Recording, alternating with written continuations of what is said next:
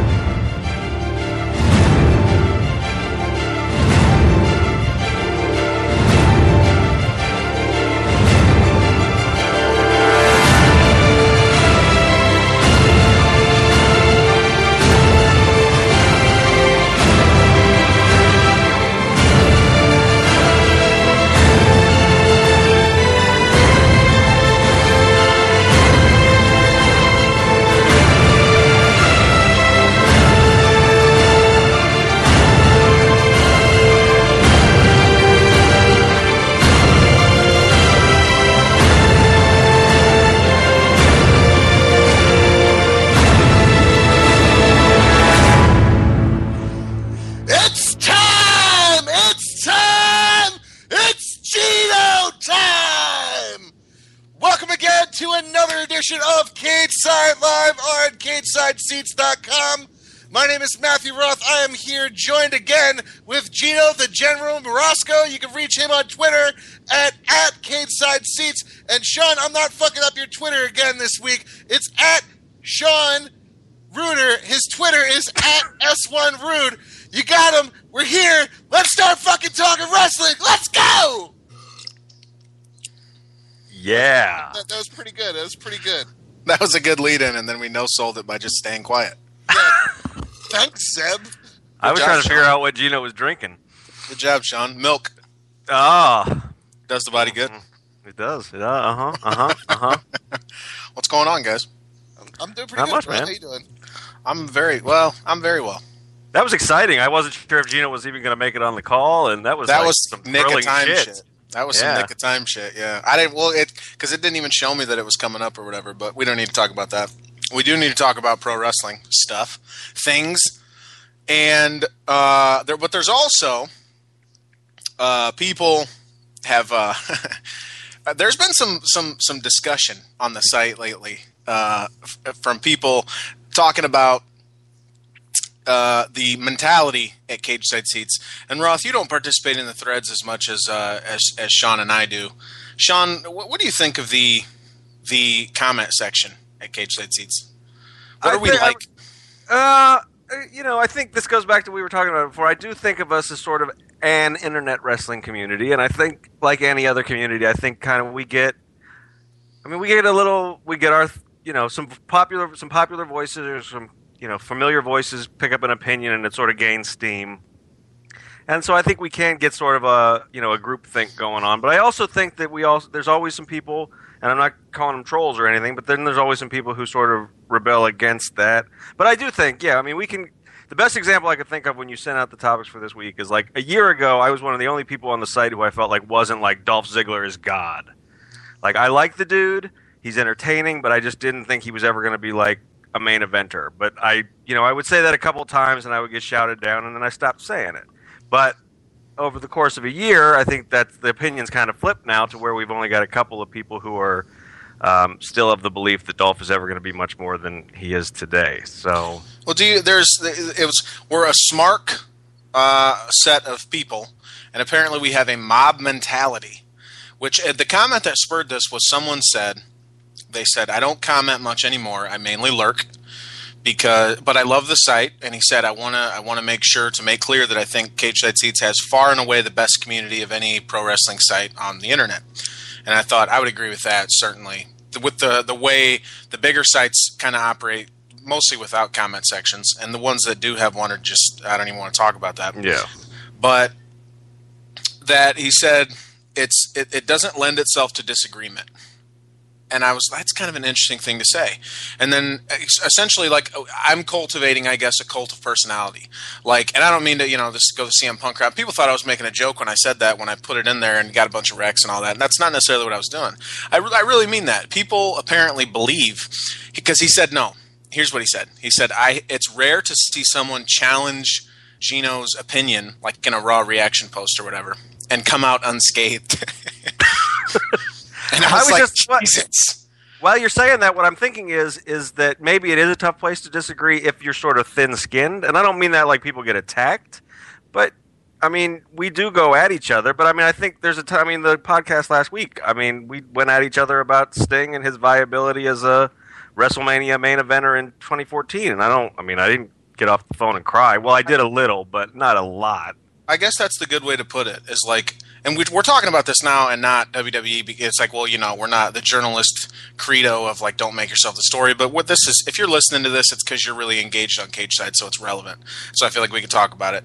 But you're right. I guess it would say, if you're listening to this and you comment in the threads, if you're confronted with what appears to be hostility, know that it is not necessarily the case. Like, it's not necessarily that way, right? So, like, I grew up in a house with three brothers.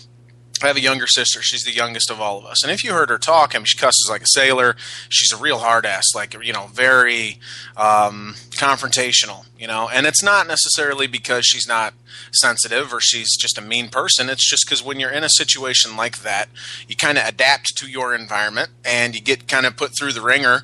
And it turns into like, my parents got divorced. My mom brought a boyfriend in, and what she says is, well, when they start talking shit to you, that's when you know you're in. Like, it's good if they start ribbing you, kind of thing. So if you're in here and we're being a little what seemingly confrontational, we're probably not. Like, it's probably not that bad. But I don't like the idea that people think they can't disagree with anything I say, because you can absolutely disagree with what I say. But when I come back at you hard and you tuck tail, that doesn't mean that I like banished you away. It just means like I feel strongly about what I say, so I'm going to defend my opinions. No, I mean, from my perspective, because I've been trying to be in the comment section a little bit more. I was in for the post Raw comment section, and from my perspective is that the smark crowd, and there is definitely a smart crowd. They don't really want to give credit to anything besides the internet wrestling darlings. And I'm going to call somebody out, and I don't mean this again. It's not like you're an asshole or anything like that, but the Cesaro Cena match, Asterix was in the comments thread for both the video and in your reaction post, and his entire thing is that match was made by Claudio or by Cesaro, depending on however you know him, and that Cena, I'm still going to boo Cena because he still holds down talent. Honestly, from my perspective, and again, I'm not in comment sections, but I watch Raw, I watch SmackDown, I watch every single pay-per-view. Cena was the one who did most of the big bumps in that match. If you're going to give credit for something, like, that's the match to give credit to John Cena for. It doesn't take away from what Cesaro did, because Cesaro had a great match. But for me, it's that the internet wrestling community doesn't want to credit people that aren't part of that wrestling darling community. So here's like CM Punk, you're always going to credit. Daniel Bryan, you're always going to credit. Cesaro, you're always going to credit. You're not going to credit, Sheamus for having a great match, and that's bullshit, because Sheamus has great matches. I would say, I mean, this is where I make this comparison all the time, and it's not just Cageside, but that's true of, music sites. I mean, the one that I'm a comics nerd too, so there's a lot of similarities, and it's like, if you're not one of the guys that we feel like we made you, then yeah, the groupthink initially will slap people down. But that's one of the things that I think is pretty amazing about Cageside, as someone who came up as a commenter to now is, spends way too much of his entire fucking life on the site as a commenter and a writer, is that there are people who will stand up. I mean, like you in that Cena discussion, or, I mean, I know there's a bunch of people, Rex, Reverend Kane, a bunch of the regulars, those are just the names that come to mind. There's other people too, who will stand up and say, no, I mean, here's a bunch of times when Cena didn't bury somebody, or here's great matches that Sheamus did put on. So I feel like, I mean, there's a tremendous amount of dialogue within the group dynamics that happen all over the place on the internet and in real life. See, someone, R. Reg is his screen name. He says he agrees that that I don't know what he's agreeing to here. He loves the discussion, but based on the recent CSS mentality, this is someone else commenting, and he responded to this comment, BMF 1314. Based on the recent CSS mentality of hating on Punk, I will say it is a definitive yes to there being a smark-like mob mentality. And even as a Punk worshiper, I do not deem this a bad thing. And he says, R-Reg, agreed, I still really enjoy the site, but I have noticed a shift similar to what has happened at With Leather or with TH at the Wrestling Blog. It ain't Bleacher Report or anything, but it isn't exactly like the Masked Man either. I'm not even entirely sure what's being said there. I don't know what that means. It's not, similar to what's happening at With Leather. I've read, he's talking about Stroud's Best and Worst Raw stuff. I don't read that all the time. I have read it. I like it. I don't really delve into the comments because if you're not a member of that community, there's not a lot of reason to go in there. TH, I like TH. He's done work for Cageside. I don't know what his community's like. And Bleacher Report's a content partner. I'm not going to say anything bad about them. I don't know what their community's like either. And Masked Man doesn't even really have a comment section. Yeah, that's Facebook. They do Facebook stuff over. But I don't think his stuff doesn't have. I mean, Grantland turns it on and off, and his stuff rarely has it turned on.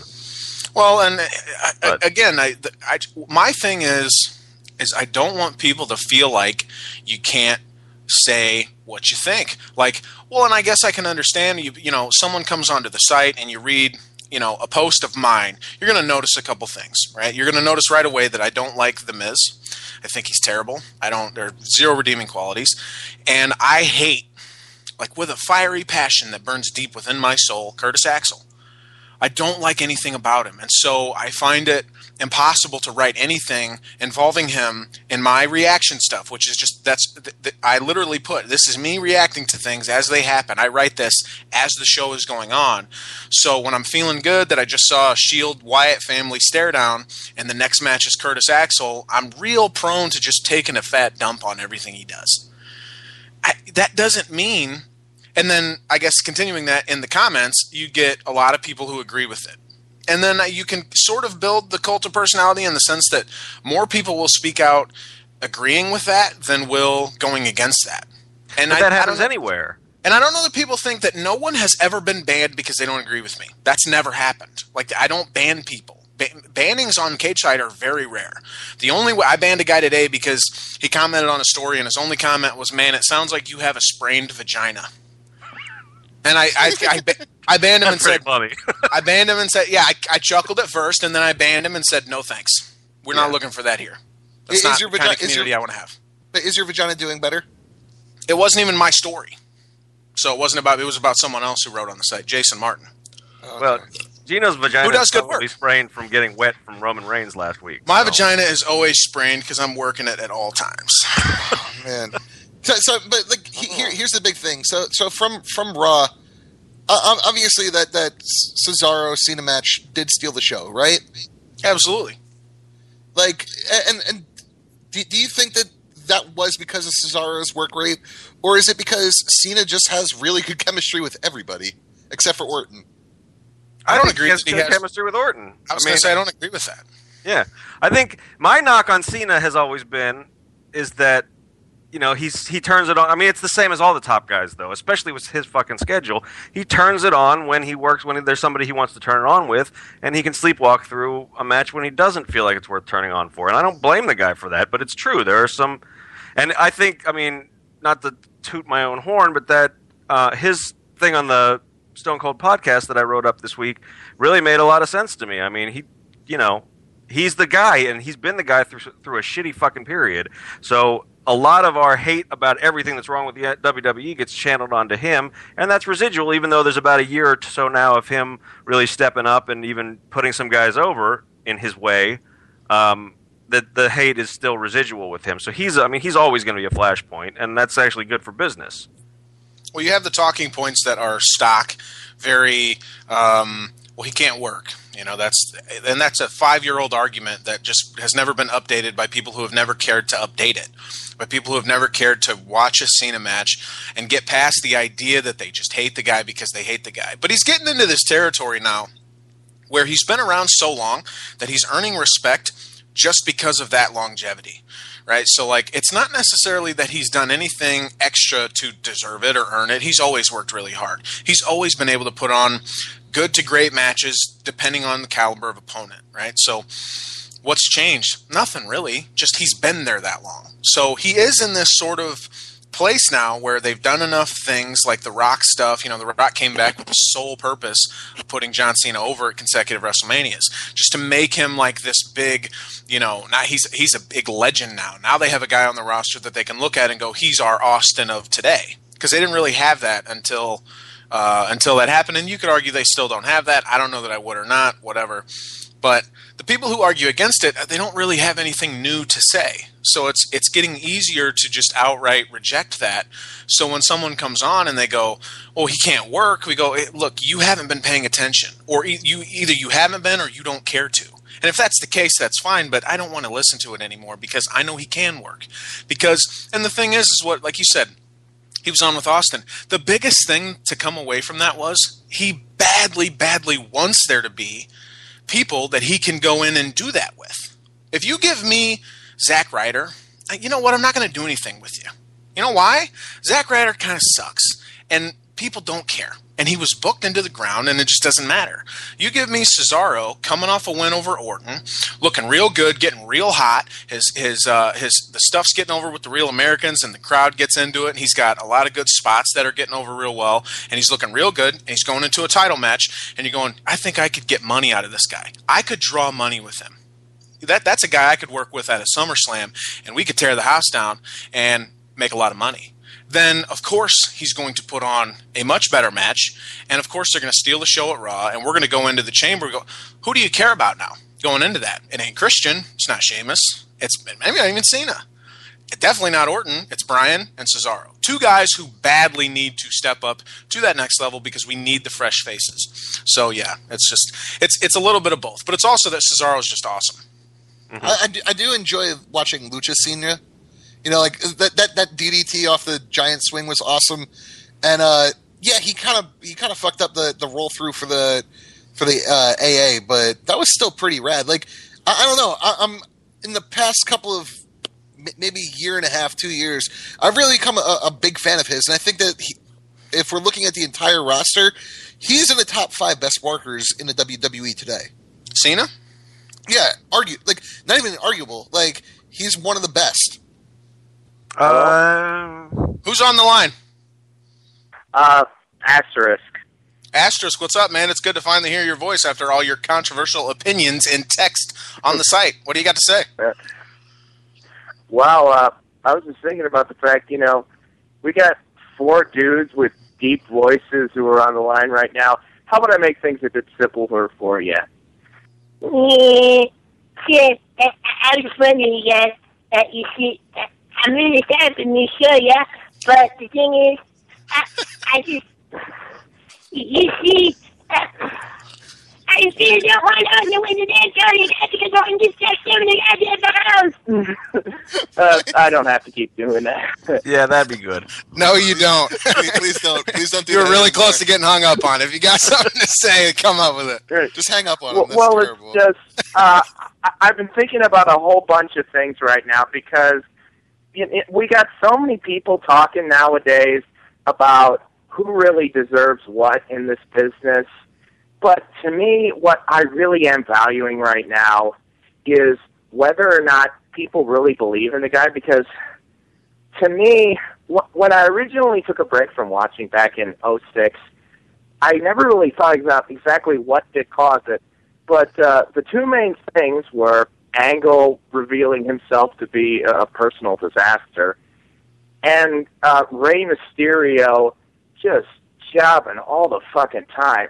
Because the thing is, you know, everybody knows that the shit is fixed, but we love to kind of sink our teeth into this for at least a while and pretend that it's real.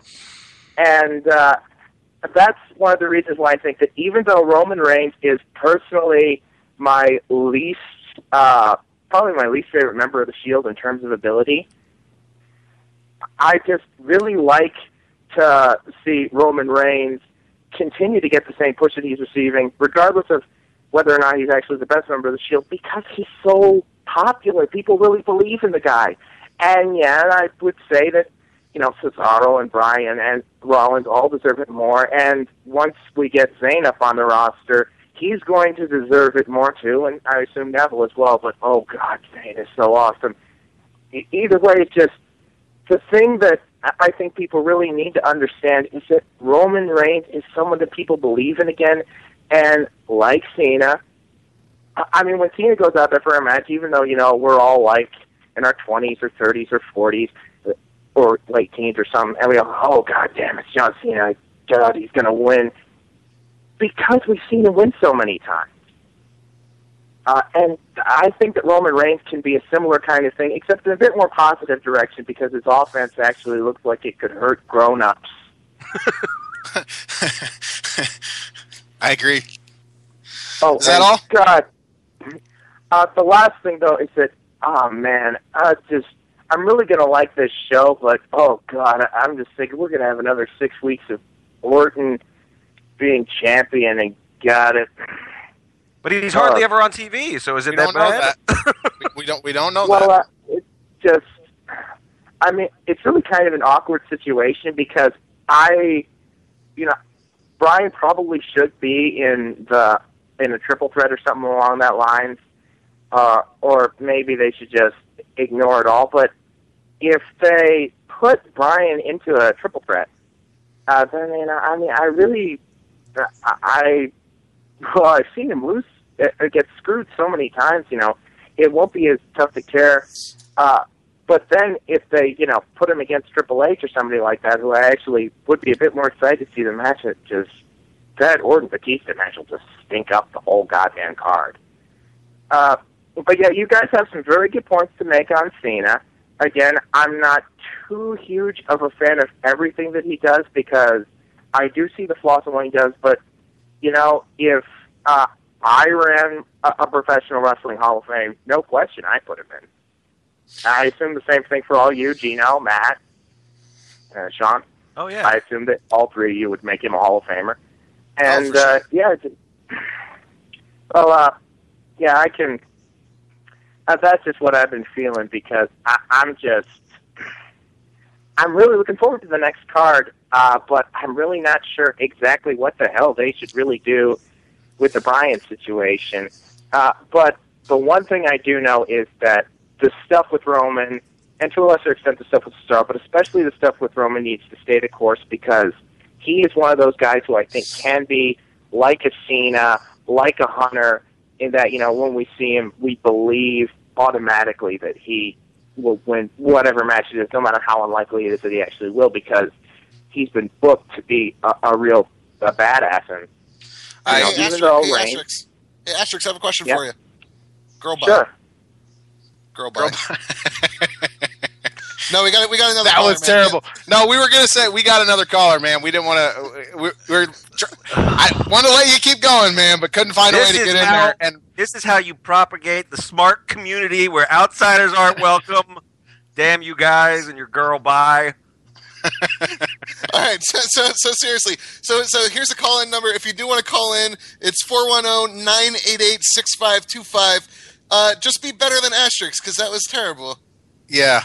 That's me burying talent because you don't want Triple H. We don't want to heel on you really hard and cut you off, but don't ramble. Yeah, don't ramble and none of that bullshit, high voice bullshit, because I'm gonna bury you. I'm gonna bury you. Because that's not that. Geno, is that best for business? What he did? What he just didn't know. No, not at all. We got to make money on this. Yeah, he showed some ruthless aggression, though. He stepped up to the plate. He was the first caller. I didn't even know we could take callers. He just appeared on the line. That was amazing. He got on and he did it. Went down he had a stick. He had a gimmick and he executed it, and I respect that. Right. Yeah. Didn't get over. Retooled gimmick. Come back later. Yeah. Yeah. I'm not in the comments, and I don't know how everyone else felt about it. And Asterisk, if you're still listening, I keep commenting, man. I love reading your comments. Absolutely. I think the comments seem to think that maybe he was hitting the absinthe a little hard. But don't leave because we're shitting on this. And maybe this is what that guy was meaning when he said no one comes out unscathed if they do something Geno and his buddies don't like. Yeah, but I mean, like, here's the thing: if we rip on you, and that's how I am with my friends, and obviously we said in the beginning, like, if we rip on you, that means that we like you. Absolutely. I mean, I was going to say that too about this. I mean, I'm in a few other SB Nation communities, and they're all. I mean, it's mostly dudes talking about sports and wrestling and shit. You guys don't know how well you've got it. There are other communities that you are not allowed to cuss. You are not allowed to misspell. You are not allowed improper grammar. I am not the fucking Nazi that some people think I am. Like, I'm pretty lenient. As long as you're not coming in, whipping out 2 pistols, talking about what's up, pussies, and just acting like a troll, you can pretty much say whatever you want. And if you like The Miz, fine. I'll make fun of you, but it's fine. No, all of us will make fun of you. All of us. That'll probably happen. And there's a couple people who won't, but there's a guy who claimed to have sources. You know, we had one of those on the board. Or not the board, in the threads, I'd say. The board. Multiple sauces that dude had. Multiple sauces. Have our own memes and stuff. And I don't like how sometimes it gets a little much. People going at on that guy, that guy got jumped. It got to be, So, even then. And I'll step in if it gets to be too much, guys. So don't not comment. Please, we love you. But I do want to get to a Twitter user hit us up on Twitter and asked a question that I'd like to get to. And he says, at Reese_Proctor. Follow him if you want. He says, what would you guys do with Cesaro's gimmick to help him get even more over in 2014? Or would you leave it as it is? Matt. Ooh, honestly, I think what they're doing with him is working. You know, he's getting over with the giant swing. If they're going to do anything with him, get him away from Jack Swagger. Really? I think I like him with Zeb Coulter. Like Zeb's reaction when he took the pin was awesome. I think that Jack Swagger, though, is just one of those guys that he's going nowhere. He's kind of floundering on that roster. Like he's wrestling Kofi Kingston.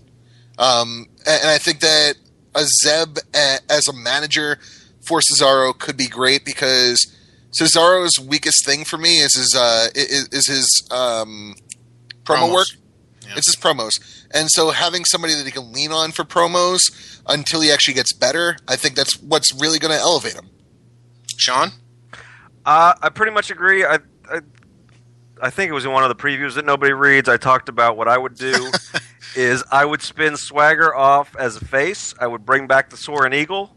I would let that just be a goofy mid-card gimmick. That's that dude's ceiling. Might as well, let him go off and do that somewhere. He could have a nice little opening feud with Cesaro and Zeb. But Cesaro's sweet spot, if anybody watches NXT, or even if you don't, go back. It's still free on Hulu. Watch the promo between Cesaro and Zayn from last week. Cesaro is a natural fucking heel. He's just you want to cheer him. Everybody does, but he's just he's a condescending Superman character, and he's great at that. And I agree. He shouldn't be talking a lot. He's a good. My new smark term from listening to the Jim Ross podcast today is he's a counter talker. You need somebody there to say things that he'll respond to. That's fine, but I think a face turn for him at this point would be a big mistake. He'll do better than Big E does because he's more talented as a worker than Big E. But this sort of face turn out of nowhere because we're high on a guy I haven't seen it work in a long time. So I want him to stay a heel. The funny thing to me is that the Real Americans are meant to be a heel team, and like how many people? Like the entire audience does the We the People, like. So somehow extremely xenophobic is now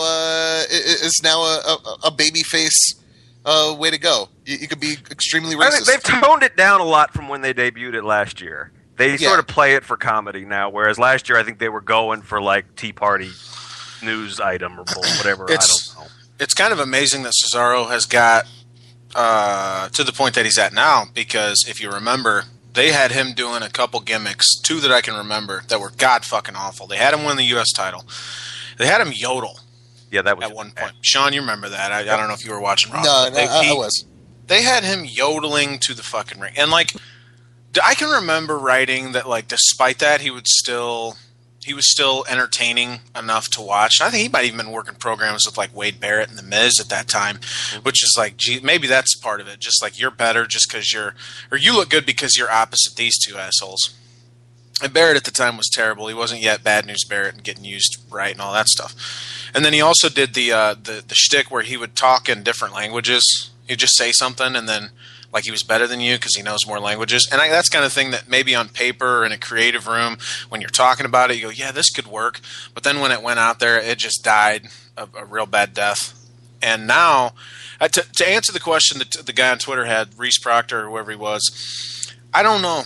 He's so fucking close, like, because he's got the spots. Like, I don't know about you guys, but the crowd and me at home, he picked up Cena for the giant swing, and I got giddy. I was like, oh shit, he's going to give the giant swing to John fucking Cena. Like, this is huge. And same thing with Orton. Like, the whoever it is that he's doing it to, if it's a big enough star, it's like, oh, this is going to be really fun. Like, because he's giving it to a big star. And it's like a move that you would expect them, like, you would expect them backstage to be like, okay, who's got to do it? And you like some fucking jobber has to, you get JTG to do the giant swing. You don't make Cena do it. So when you set it up and Cena's actually going to, and you go, oh man, this is really cool, which was another reason that match got over so well, because just good psychology that everyone got really pumped for that. And then Cena took it away with a really great counter, lifting himself up, hitting the DDT. That's just outstanding psychology and for a match like that. I also want to see him do more of those, the superplex. The deadlift superplex is sick. All those spots are babyface spots. Like they're so cool that you can't hate it. Like, and as you said, he's better as a heel. So I don't know where he's going to end up or how he's going to get where he's going, because he's better as a heel as far as his mannerisms, as far as how he comes across, how he looks. He doesn't look like a good guy, but the stuff that he does is like. It's kind of the Triple H conundrum that always existed.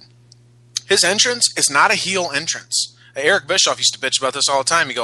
You see him do the water spit and the Motorhead, and he walks down in the spotlight, and you go, that's really fucking cool. You like it. You're not supposed to like it if he's a bad guy. Bad guys are supposed to be hated. At the same time, Vince McMahon's got this, apparently, he's got this new credo that there is no such thing as a heel and there is no such thing as a babyface. There are just people, and everyone reacts to them however they react to them. And I agree with that's a better way to watch pro wrestling. But it still kind of makes it interesting in the sense that, again, I don't know that guys can get over in that landscape, because you're going to either like them or you're going to not like them, and you do have to figure out, okay, this is why I like him, and accentuate that, emphasize it. Or this is why I don't, and you emphasize that. You can't have the two constantly pulling against each other, because then as a fan, as a viewer, I'm sitting here going, I don't know how to feel. That's never a good thing. I should always know how I should be feeling, like at all times. Like even with Austin, a guy who was an anti-hero, a guy who was doing things that typically, you'd think that would get him booed, but he was getting cheered. You knew all the way, I really like this guy. Everything he's doing, I like it. There's never any doubt about that. So, I don't know, as far as what he can do, it's real confusing, because he's got great babyface spots, but I don't know that he's a great babyface. There aren't a lot of really good babyfaces in pro wrestling history, really. But as far as today, right now, who's the top babyface that's a legitimate babyface? Does one even exist? Yeah, I guess.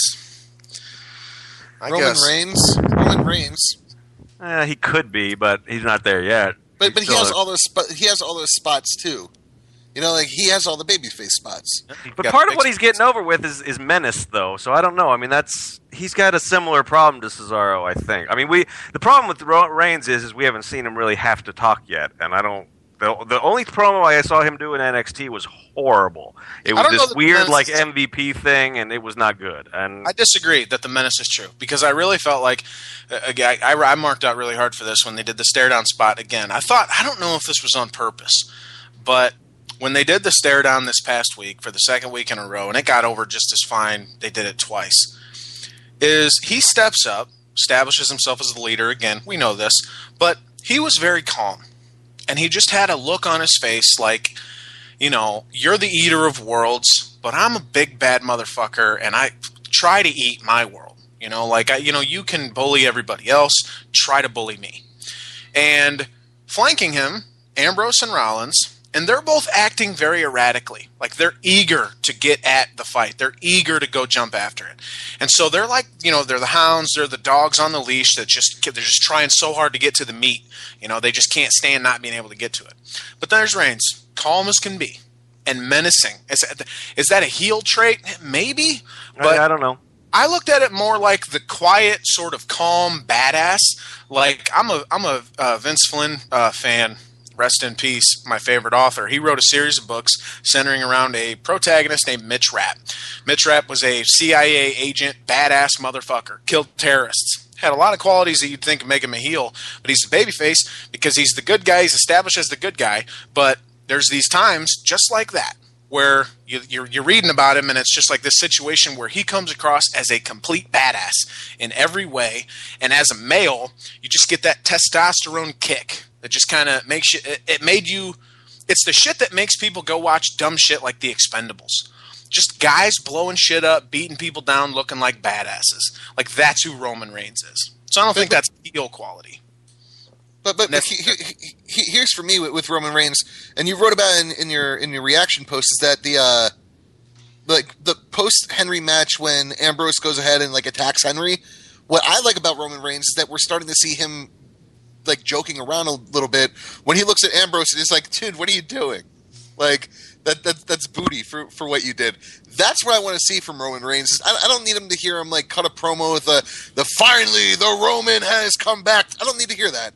What I want to see from him is I want to see him actually have a personality. And to me, his personality is dude, what the hell are you doing beating him down? We already did it. I agree. I'm thinking down the road though. I guess is a little bit. I mean, right now I do agree. He's definitely got that. He's got that whole act like you've been here before. If he was a fucking fullback, he wouldn't be celebrating in the end zone after a touchdown because he knows he can fucking run over you and get in there. But at some point, if he's going to be this main guy that the rumors are that they're grooming him to be, he's going to have. I mean, he's not. I don't think he's Brock Lesnar. He's not going to be able to get over just standing there. I think he's got to talk. And his one line, he botched it.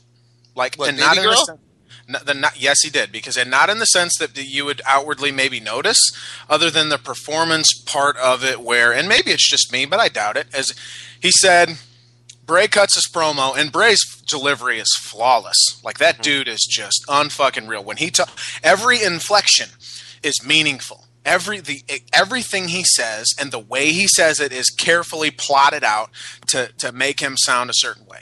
And Roman responds to the promo. He's in the ring and he's standing there looking badass, and he goes, "How about you come in here and talk that noise?" And you go, well, that's his inflection came later. He's like, "How about you come in here and talk that noise?" That's no. What he should have said is, "How about you come in here and talk that noise?" So, accentuate that you get here, and then it'll get people excited for the idea that, and Bray turned around and said, it's funny, because that's exactly what we were thinking. And then he turns around and goes, "That's exactly what we were thinking." Little shit like that. At some point, you're going to have to show some range. You're going to have to show some ability to do that. Just the way he delivered that one line was just really awkward. He just didn't hit the right spot. "How about you come in here and talk that noise?" Or even stop right there. Stop for a second. "How about you come in here and talk that noise?" Just something like that. But the way he delivered it was really fucking awful. So yeah, at some point you're going to have to show some range. You're going to have to get over with a 2-3 minute promo. You're going to have to give you the mic and make me care. Because at some point, the big intimidating stuff's going to go away. And you're going to have something else for me to latch onto. I guess. I mean, but you did talk about the Wyatt feud, and that is going to be, to me, it's one of the matchups I'm really looking forward to for Elimination Chamber. Is that going to be a 3-on-3 where it's a tag match, or is that going to be kind of like a 6-man brawl? It'll start as a 3-on-3 tag, and then it'll end up in a brawl, because that's what they all do. I mean, is that for you what you're excited for Elimination Chamber, or do you think it's kind of an afterthought with whatever else is going on? That match? Yeah. That's the only reason I'm buying the show. Really? Yeah. That match has just been put together so incredibly well. The booking has been so good that it deserves my money. Nothing else on that show deserves my money. That's a real bad pay-per-view. I mean, I got that one, and I like the Elimination Chamber as a concept. It's not quite like the Rumble or anything, but I would consider that this pay-per-view a buy just because it's Road to WrestleMania and because I usually like that match. So that the Shield Wyatts is number 1, but that would be 2 for me. And then it's Titus O'Neil and Darren Young. I'm all about that. Yeah, that was actually what I was going to say. Is that because to me that's the most exciting matchup is Titus O'Neil versus Darren Young. Absolutely, and just hoping that there's a Divas match. I mean, I buy every pay-per-view hoping that they'll just throw one of those on at the last minute. Oh, for sure. I don't know. The Elimination Chamber match, I'm actually really excited for it, but I don't know who's going to be the spot guy in that match. Like the guy who's taking all those like awful bumps to the grading on the outside. Who in that match is going to be that guy? Besides, I guess Christian. Christian's going to get his ass kicked for a while in that match, I think, and then probably be hurt for 6 months. Brian's probably going to get beat on and do some crazy like knee off of a pod kind of thing, I bet. Yeah, I don't know what they're going to do. They're building that Brian is really hurt bad. SmackDown, he takes a beating. He does spoilers, of course. Stop spoiling SmackDown for me, Geno. Shut up. I don't care. They put him in 2 matches, and he gets beat up by Kane, and then he gets beat up by Cesaro after he gets beat up by Kane. And then the interview that Triple H did today, he's like, people really like him. They're going to have a lot to cheer him on for because he's a big underdog because he's real beat up. He's not 100%. There's a booking idea that was presented that I actually think sounds brilliant. I don't remember where I saw it. Was that he would lose and that the Authority would find a way to fuck him over, which I think you have to do. I don't think you can just have him get pinned and he gets beat. I think the days of that happening need to fucking stop now. But the Authority finds a way to fuck him over, and then the next night on Raw, Vince comes back. And he's like, you know what? I'm going to put him in the main event. So it'd be Orton, Batista, and Bryan for the title. And then Vince suddenly biggest babyface on the damn roster, and then and that's what I mean. It becomes a real easy way to get him into the match. That's because how else would you do it? And that sounded kind of perfect to me. So I think the Authority needs to fuck Bryan over. But the match, I don't really care about the match. I kind of expect Kane to come up through the floor at some point. Some right, dumb shit like that. Yeah. Orton. Yeah, I mean. We've seen this too many times. I think that's the right way to go. But I don't know what else they can do at this point. Like you said, you can't pin him clean. That's the problem. They booked themselves into a corner. They did this with Ryback and John Cena 2 years ago. Or or maybe last year, the year before, whatever the fuck it was. They kept putting them in these matches where it was like, here's a stipulation where there has to be a clear winner. And then you knew they were never going to do that. So it's like, well, how are they going to get out of it this time? And it was like the last man standing match, and Ryback speared him through the fucking stage setup. They did that to Ryback twice because they did that to Ryback when he subbed in for Cena against Punk when he was still a face. Yeah. And you were like, this guy can't lose on pay-per-view, but he's facing the champ who's building a record-breaking run. So I guess he's done. They book themselves into a corner, and then they give us just the worst book fucking piece of shit thing ever. So expect that. Like, go into this match, guys. If you get the Chamber, if you're not a Dish Network subscriber, and you're actually able to order this pay-per-view, and you do spend your money, and I encourage you to do so because this is what we make our money on. We love WWE. They're going to fuck you for that match. So don't expect big things out of that. It's just not going to happen. It's not. And Bryan's not going to win. So just know that too. I figured that they were going to write him out of the match. I kept expecting it. I thought they were going to write Christian out of the match too and plug in somebody who would get a bigger pop, and that's I'm saying. I say that as the biggest Christian fan in the world. You think they're worried that people wouldn't pay? Pop? I mean, probably. I mean, the way. What would that say? I mean, the way that Kane attacked him after the match on Raw, I figured that was like he can't compete at Elimination Chamber. There's also been talk. Well, there's also been talk of having Kane come out. They start the Chamber with a match with Bryan. Yeah. They start the show, and he comes out and he goes, "Oh, by the way, it's me versus Bryan in a match. He's going to have to compete twice." Just beat him up so bad that he's just injured, and they make him the babyface sympathetic guy because while he's in the Chamber and he has the big valiant effort, but then he gets ganged up on by a Christian who turns heel, who basically turned heel at Raw, but he completes it at SmackDown. And then Orton, and then I think Cesaro's still a heel. I guess Cesaro's still heel, yeah. So you have Cesaro, and then Cesaro gives him the big beatdown on SmackDown too. So you take those three guys and you gang up on him, and he makes a valiant effort. Maybe eliminates one of them, Cesaro or something, on a roll-up. So Cesaro still looks okay because he got rolled up, and it's a surprise, and he's all pissed, and he gives him a neutralizer before he leaves. And then after that, Brian kind of gets up, and the crowd's egging him on, and then fucking Christian hits him with a kill switch and an RKO, and then he's pinned. And then maybe Kane's out there like egging it on kind of thing, and it's like you're still sympathetic to him. And you could do the whole thing. You could protect Cena in that too, because he can be trapped in the last pod, wanting to get out to help his little buddy, but he can't. Exactly. It's the whole Wrath of Khan thing. I think we just booked the match, and now I don't even want to fucking watch it. God damn it! Because I still want to watch.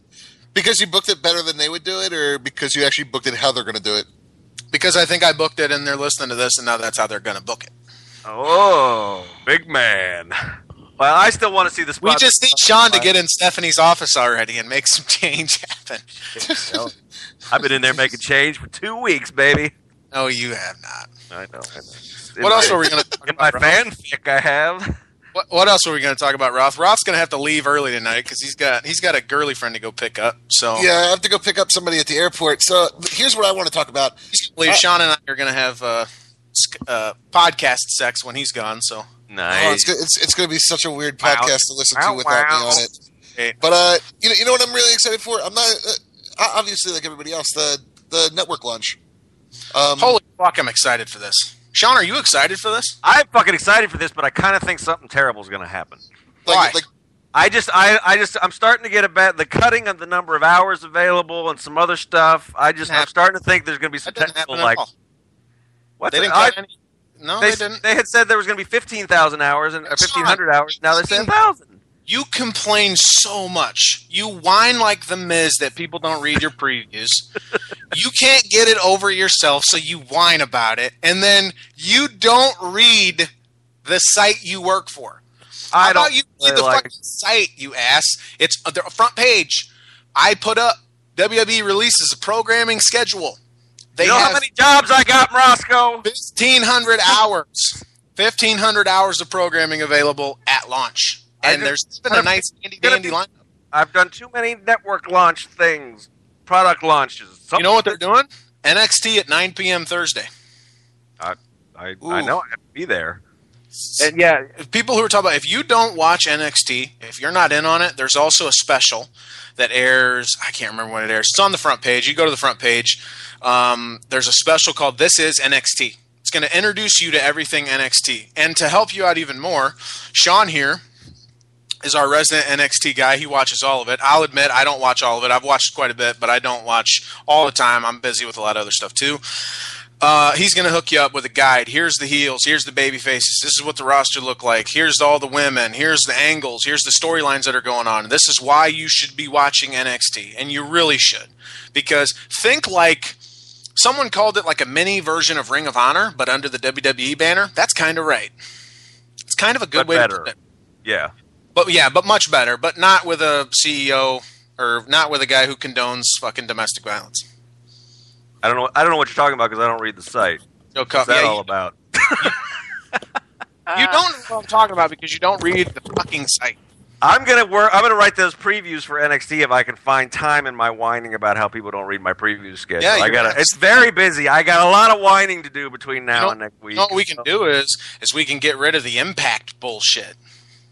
Now that NXT's on at 9, maybe we get rid of it. No, we'll still do the Impact Live stuff. But are you gonna cover NXT Live? You doing it? Fuck. I'm gonna do because I'm gonna do. I was trying to get Rex to live blog it, but I think he's busy on Thursday night. So I'm gonna live blog it, and you're gonna get Geno's hot sports takes on NXT Arrival. My hot takes, baby. But no, I'm talking about every week after that. That's Arrival. That's a legitimate fucking event. That's a paper. You know what? Put it like this: I'm more excited for NXT Arrival on Thursday than I am for the Chamber on Sunday. Well, and this I don't know. Well, I am too actually. But so how is? I mean, I don't know. I guess we got to talk about that offline. How we're covering NXT moving forward now. I have to figure out how in my little open book, motherfucker. We can talk about it. We can talk business online. We're doing business. No, you're doing it. That's all there is to it. Oh, okay. That's the business. That's really all there is to it, man. I'm like Brad Maddox over here. No, you're not. Brad Maddox is dreamy, and he follows us on Twitter. No, and he's almost. Has he been on TV this year? That's why we're putting him over so goddamn much on the site. If people wonder. Oh, I see. All right. On TV. I mean, I dig the guy, but I haven't seen him in a while, so I do like him actually, but yeah, he's never on TV anymore. Which is funny because I think in that chart he actually got good marks for ratings. He's a ratings draw. Then again, so is Vince, and Vince is never on TV. So, but I mean, is Brad Maddox like? I never saw him in NXT or FCW. Was he actually a decent wrestler, or is he like better on the stick, and that's why they did what he did with them? He's better what he's doing now. I think. He's really good with facial expressions. He could take a beating really well. I mean, he's the same thing that he's good at now. He's good at in the ring. He's not like a moveset machine, but he could sell a story. Yeah, he's a decent bumper, and he's a jobber, more or less. So this is him coming in the way he did and him getting the role that he's in is probably the best thing that could have ever happened to him. I don't know that he'd ever would have turned into anything as a wrestler, certainly. I mean, do you think this is kind of how they're going with the WWE? Is we may not have a real spot for you. Like Summer Rae, I've seen her stuff in NXT, not really that impressive. But you're good as a valet because you can dance and you're pretty and you can fit well in a dress. Well, that's kind of how it's always been, right? I mean, kind of, but not really. I mean, at least not in the male role or in as outwardly as it is now. What's going on with the Divas? Because they don't have a match at Elimination Chamber. They didn't have a match on Raw. I don't know that they had a match. Yeah, they did. They had something for main event tonight, which is probably on right now. That seems to be where they've been working lately, is main event. They have like a singles match, and they have a big tag clusterfuck on Raw, and then they don't do anything on the pay-per-views. And I don't think they do anything on SmackDown. And AJ Lee, the Divas champion, still gone. Gave her the weekend off.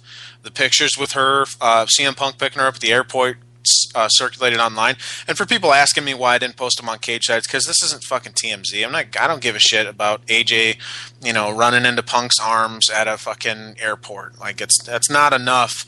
I'm getting heat enough as it is for people bitching at me for doing a Punk post where WWE officially denies it, and they go, "This doesn't say anything new." Like we got 150,000 hits on that one post. Like, yeah, we're going to do updates. And yeah, it's a big update because, A, that many people wanted to read it, and B, the WWE, that's the first thing they said about it. I can't believe we've gone this long not saying anything on the show. Yeah, they haven't. They actually, the only thing that they've said is that leaked audio from the announce booth. Yeah. Like that's all they did, and that leaked audio that came from the WWE. Like don't shake yourself about that. Well, the thing that proved that to me is that it didn't disappear. I've seen those things before, and they get yanked down. That thing is still sitting up there. Well, we reacted very positively to it, though. I don't know. I mean, maybe they saw that and they're like, "Hey, you know what? Actually, people support us in this." That's what they were saying. What we were feeling. A lot of us, I think. And there's still a lot of people who are like, I miss CM Punk, and I'm not going to get the network if he's not there, and I don't really care, and I'm losing interest because of the Batista stuff and the Orton stuff, and it's not keeping me. And I get that, and I don't necessarily disagree that Punk was. I don't get that though. I mean, I enjoy his work. Yeah. But he's not going to make me not buy a fucking subscription service that is going to give me so many hours of entertainment just on back catalog, let alone being able to pay so little money for WrestleMania, Extreme Rules, SummerSlam, the Rumble, all that shit, man. But here's why I don't get that though, and I love Punk. He brought me back into the game. He's probably, even when he was sort of sleepwalking through the last 6 months, I made sure I was paying attention when he came on the screen. I missed the shit out of the guy.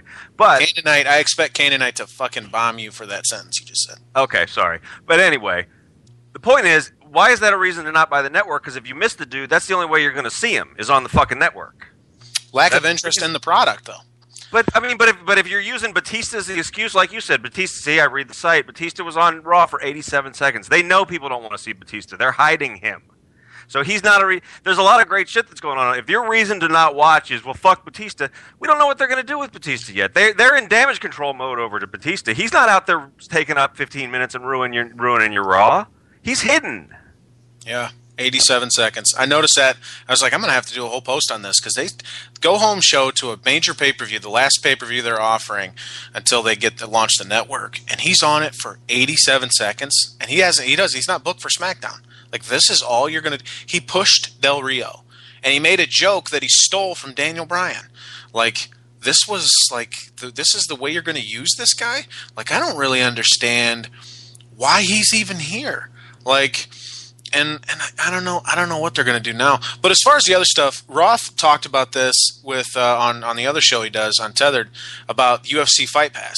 Like, where's the value in that? And there's a lot of people who Roth, you can talk about this. You told them that you won't watch old UFC fights. Well, you'll watch old WWE, WCW matches because there's just a different value in that for you. Yeah. So here's the thing about fighting. And it's the same thing. Like, once it's on my, like, I don't DVR fights. Like, I don't DVR MMA. I don't rewatch fights at all. Like, if I need to reference something that that happened in a fight, my buddies have the fights, and I can just be like, hey, can you just tell me how this ended, or I'll relook at at the play-by-play to know how it ended. I don't really care about rewatching MMA because it already happened. It's a real sport, so I'm not actually like getting a new value from it. And like a lot of the time, it's not really that great. Geno, did you watch the fights this weekend that were on Fox Sports 1? Unfortunately, I hate MMA now. Like, that shit sucked. Like, I honestly fell asleep before the Machida Masasi fight. Like, I fell asleep. With WWE, I know exactly what I'm getting. Same thing with WCW, ECW. I know exactly what I'm getting. But so what makes it different? But what makes it different is that, there's every so often there's going to be a really bad match, but for the most part, it's still entertaining. It's still really entertaining to watch. Botches. Botches are really funny to me. Like, botched moves are really funny, and they're able to tell stories within the matches that they do. Right, but for something like the UFC this weekend, I don't want to rewatch that. I never want to see that again. You couldn't pay me to rewatch it. Right, and the thing about Fight Pass is that one, it's an incomplete product because of the licensing with Fox, so they can't actually put stuff that I may want to rewatch on. I know. Doors hate MMA. I know it's MMA talk, and I really want to hear about it. But for me, it's I don't want to rewatch stuff I already saw. For me, with WWE Network, I get to relive my childhood. I get to watch stuff that happened in my childhood that I didn't actually understand at the time. Like it's kind of like rewatching movies, like where rewatching Shrek when you're an adult versus a kid. There's a lot of jokes you miss. That's actually a really good point because and fighting is very basic. It's you know what you get, and you know that from day one because you're fighting from day one as a human being. You're fighting to get out of the fucking womb. You know what I mean? Like I don't mean that legitimately, of course, or literally, but you're right. I didn't even think of that because you'd be able to go back and watch a lot of matches and be like, man, I didn't notice this before, or I didn't know why this was the way it was at the time, or why it was done the way it was, or why it was. I'm eager to go back and watch stuff like Starrcade '97, Sting and Hogan, shit like that shaped how I reacted to things as a fan at the time.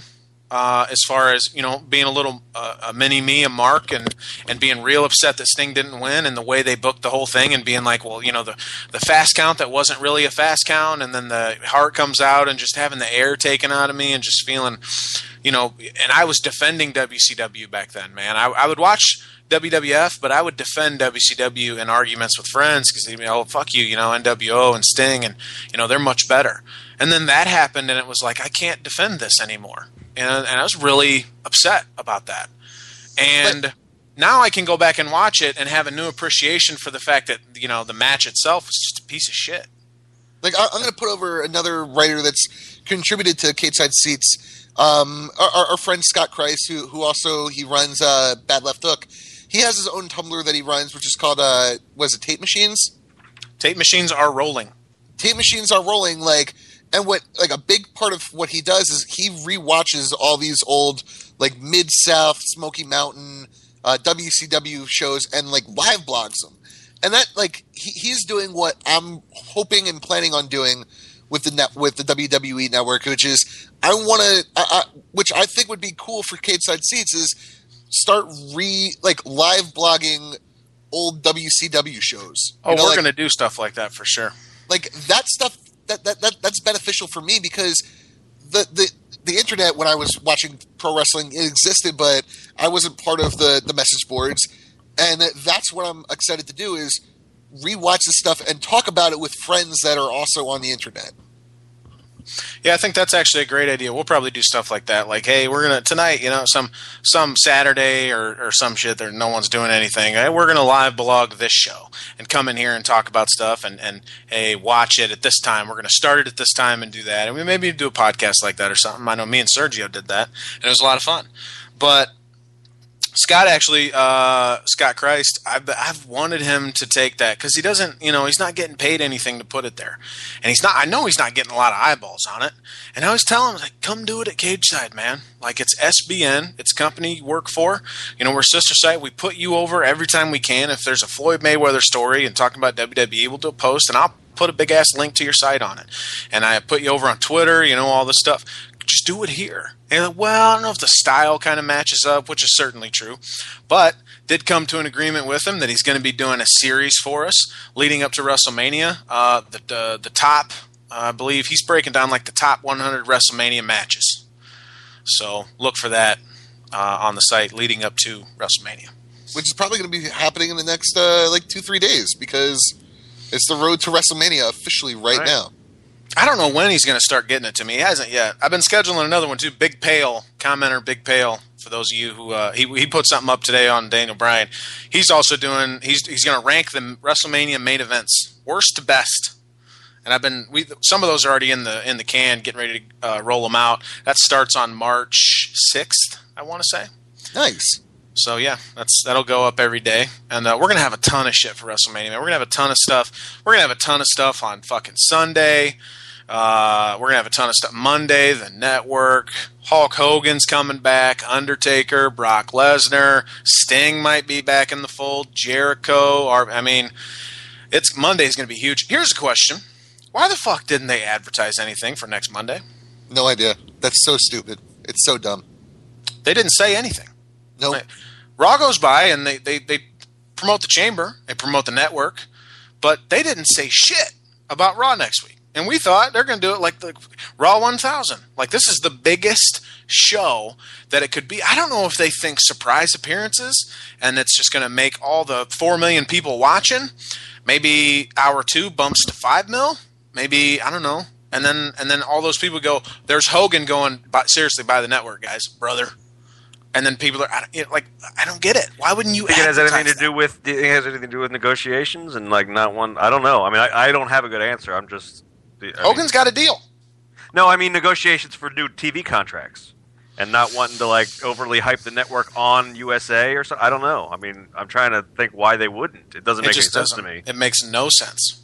Well, here's a question for which I presented to all my friends that are wrestling fans. I want to do it. Ask you guys, and also the commenters as well. When the network launches, what's the first thing you watch? Probably Starrcade 97 or Survivor Series 1990. Okay. That's solid. Because I want to hear Vince. That was the first event I ever watched. It was on a tape. My parents had rented a tape from an old video store, a little mom and pop place in Kelowna, Illinois, when I was a real young kid, and they never took it back. It was one of those things you rent it and you just have it, and then eventually they stopped trying to fucking get you for late fees and all that. And it was in this little brown box, and opened it up one day, just threw it in the old tape player, and there's Vince McMahon. It's the Survivor Series, captain of respective teams. The Ultimate Warrior, fucking all that shit. I can't wait to watch that shit again, man. That's gonna be really fun. And that was a show Undertaker debuted on. Oh, it was. It definitely was. That was a big one, man. Yeah, that was really fun. Although it ended, LOL, Hogan wins with Hogan and Warrior. They were the sole survivors. So Yeah. What about you, Sean? What are you going to watch? The two things I'm thinking about is one, I have fond childhood memories of WrestleMania 1, and I haven't seen it since I was a kid. In Pittsburgh, there was a problem with like the direct feed on whatever it was called then. It wasn't called pay-per-view yet. So they put it on free on Channel 11 on one like Sunday afternoon. I remember watching it with my brother and my dad, and I haven't seen it since. So I'm really interested to see how that holds up. And I want to, every chance I get, I'll go back and watch WrestleMania 20. And not for He Who Shall Not Be Named, but for that Eddie Angle match is one of my favorite matches of all time. So to be able to punch it up on my TV whenever I want to without even having to put a disc in is going to be pretty awesome. Nice. I'm actually most looking forward to being able to watch the WCW World War III matches.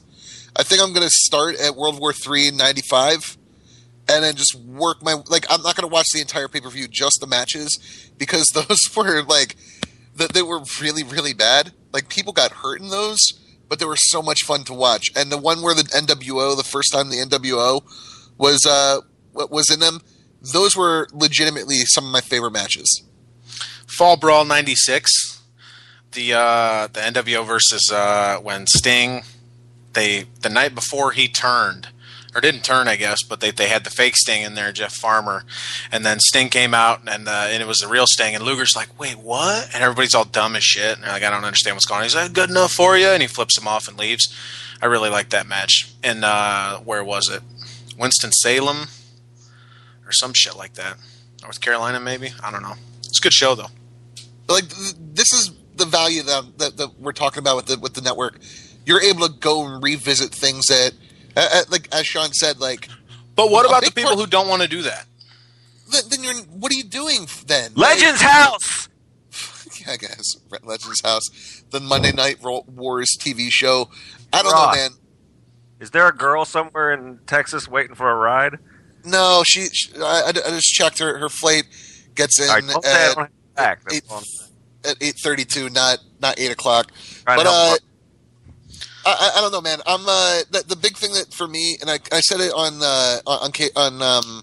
Untethered and on Twitter. I get to rewatch a lot of the stuff that my dad watched as a kid. Like, eventually, I'm guessing that they're going to put Bruno Sammartino matches on there. The plan is to add new content all the time, and I don't know. I got a tip.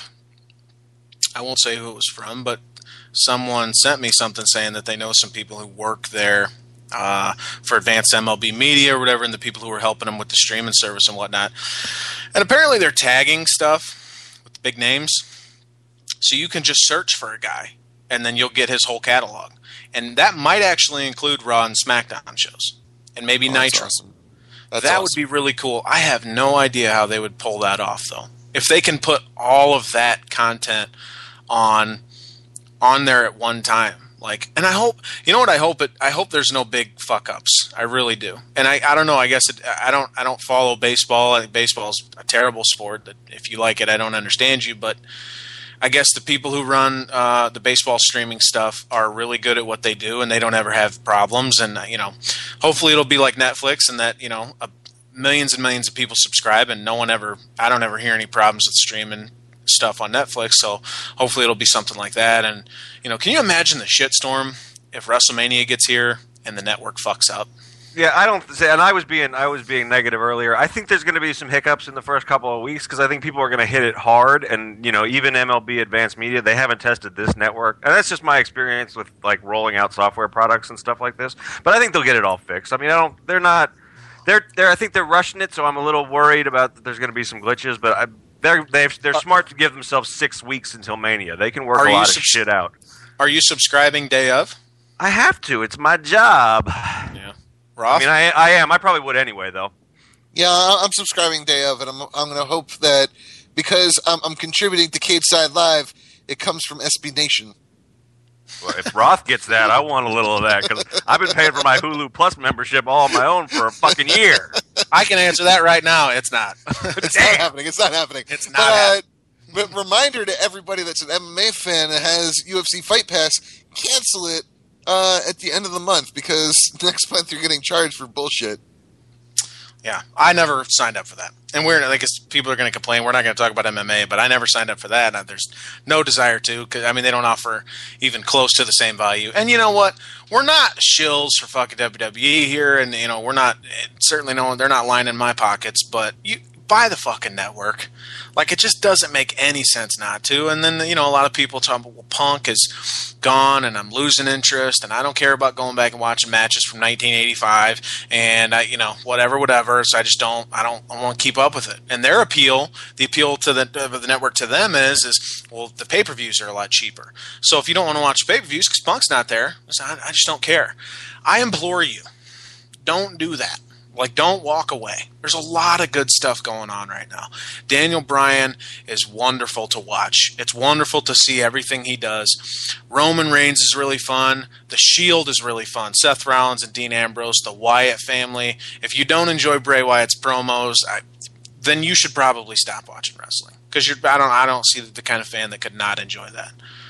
Speaking of the people that have said, because of the Batista and CM Punk, they may not get the network. Somebody that's contributed to the site, McKinley Noble. He's actually told me that he is not signing up for the network because CM Punk is gone and because Batista won the Royal Rumble. That's insane to me. Why are you doing this just because one guy isn't there? You have an entire catalog. He got into it on the site with people because he presented that opinion and then had to defend it to a lot of people who were like, that's dumb. And because you can go back and watch all of Punk's stuff, and again, right, a lot of people don't care about that. A lot of people are looking at it like, yeah, but I'm not, I'm a working man who is going to get up every day. I'm going to go to my job, and then I'm going to come home, and I've got to tend to my kids, let's say, and then, do all my stuff. I don't really have time to go back and watch, Daniel Bryan versus CM Punk from Over the Limit 2012. That's a great match, one I'm probably going to end up watching very shortly after I get the network. But if I'm not in a position where I have kids, and I'm not in a position where I work, 12 hours at a labor-intensive job, and I come home and I'm tired and I just want to sit back and eat my dinner and then go to bed. And then on the weekend, when I don't work, I got some time, I go, well, there's a pay-per-view on Sunday. Oh, cool. I'm going to be able to watch it on the network for $10 a month. This is where my money, I'm giving them money, and I'm not really using the service much outside of this, but this is where I get my value. Oh, that's right, Punk's not going to be there. Well, who is? Well, Cena's in the main event, and he's probably going to win. And then, there's Batista, and then Orton. Fuck, why am I paying for this? I can see that being the kind of thing that might happen for some people. So I'm not totally on board with everyone just bombing anyone who says, I'm not paying for it just because Punk's not there. You're dumb for that. I'm not on board with that. But I would still say there's a lot of value that exists outside of CM Punk. I'm not saying you're dumb for that, but I am a guy who works a couple of different jobs and has a family and shit to take care of, and I'm not going to be able. There's a couple things that I'll get into, and I'll try to focus on the stuff that I'm going to write about. But I'm not going to give up because my favorite guy left, because I'm a fan of wrestling. I'm not just a fan of CM Punk, and I want to watch NXT, and I want to watch the new stuff to see who the next fucking Punk is. And I feel like the stuff that we're seeing right now with Daniel Bryan, I don't know if that's ever happened before, where whether, the work shoot stuff, but I do think that they didn't know that this was going to be their next guy, and now they're sort of realizing that it is. And that stuff is amazing to me to watch as a mark and as a meta fan. And if I'm not participating in the network, I'm not going to be able to do that in the same way. And for $10 a month, why the hell wouldn't I? I will say you're dumb. I will say you're dumb if you don't do that. If you don't buy the network because CM Punk isn't there, you are dumb. You are dumb. You are dumb. You are dumb. And I'm going to tell you you're dumb in the comments section, too. McKinley, I'm telling you right now on the air, and guess what? After this show is over and after I come back from the airport, I'm going to tell you on G-Chat, I'm going to tell you on Twitter.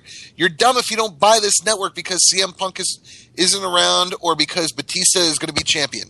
You're an idiot. Don't let that make your decision for you because you're missing out on something that could be really great. It's $60 and you get every single fucking pay-per-view for a year. Yeah. Really? Half a year. Well, it'd be $120, but yeah, you're right. I mean, it's the fucking bargain. Still, WrestleMania is $60. Yeah, right. Come on! It's fucking do it. Don't be an asshole about it. Sorry, I got to get out of here because I do have to pick somebody up. Thank you guys for having me on, for still keeping the show around. Despite, yeah, well, I mean, I figured after mentioning Chris been a great Benoit guest. yeah, after mentioning Chris Benoit last week, we may have been pulled from the air, but yeah, same time next week, same bat time, same bat channel, same Cageside time, same Cageside channel. Sunday night. Yeah, Sunday night too. Sorry, we are doing this Sunday night. We should probably plug the fact that after Elimination Chamber, we're bombing them for not plugging Monday, and we forgot. Yeah, we're going to be doing a show after Elimination Chamber as soon as it wraps. Get here at 11 p.m. Eastern Standard Time. We'll be here probably not for too long, maybe a half hour or so, just wrapping up everything that happened because we're going to have a lot of work to do on the site writing shit up, but we're going to be talking about it, and we're going to entertain you where WWE failed to. So get ready for that. Or not entertain you as much as they didn't entertain you. One or the other. I'm out of here, guys. Thank you again. Bye-bye. Bye, everybody. Girl, bye. Girl, bye.